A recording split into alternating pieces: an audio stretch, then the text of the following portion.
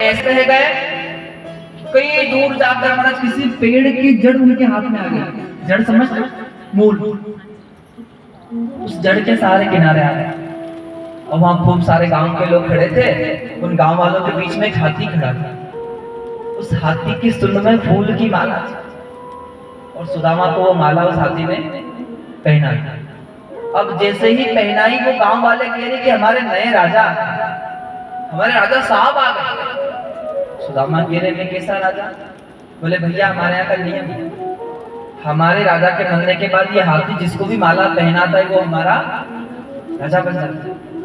ओ राज मिल गो महाराज, खूब राज कर दिया। अब गांव वाला सोचे कि राजा के रानी तो है ही नहीं, ब्याह करो राजा का।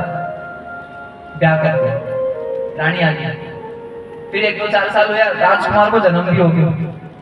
खूब बढ़िया राजपाट चल गया, राजकुमार भी कुछ बड़े होने लगे। और संत कहते 12 साल पूरे हुए और 12 साल बाद वो राजा की रानी बीमार हो गई और जो बीमार हुई मर गई, खत्म। अब जब मर गई ना तो वो सुदामा जी रोने लगे, भगवान बड़ा बुरा हुआ, मेरा तो ऐसा हुआ, बहुत बुरा हुआ। तो गांव वाले आए, गांव वाले कह रहे चलो करो तैयारी महाराज। सुदामा कह रहे काहे की तैयारी करे, ले चलो, मर गई।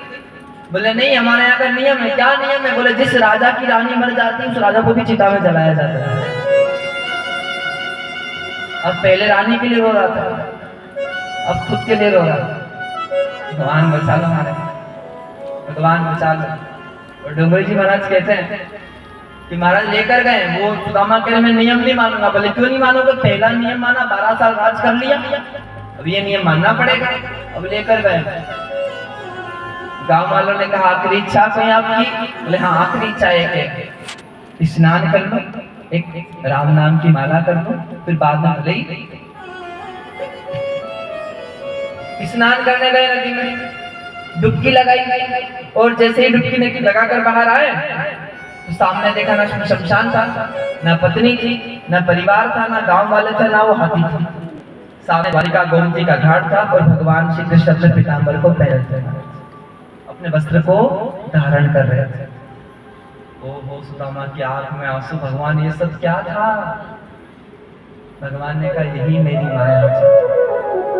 क्या था? यही मेरी। और वो 12 साल के लिए आए थे, हम 60, 70 या 80 साल तक के लिए हैं। कितने साल के लिए? 2-4 हजार साल रुकेंगे क्या हम यहाँ?